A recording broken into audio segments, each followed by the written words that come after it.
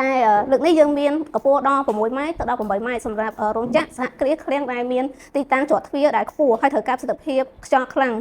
សូមគ្រប់ជំរាបសួរអតិថិជនទាំងអស់គ្នាថ្ងៃនេះកវ៉ាន់សូមណែនាំផលិតផល Aircon ជារួមគឺយើងមានគ្រប់គ្រងរួចជាស្រេចទេប៉ុន្តែគាត់ថាផលិតផល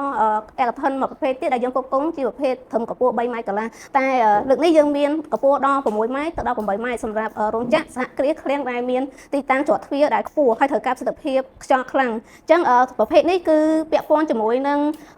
កម្លាំងខ្យល់28ម៉ែត្រក្នុង1វិនាទីគឺកម្លាំងខ្យល់ខ្លាំងហើយ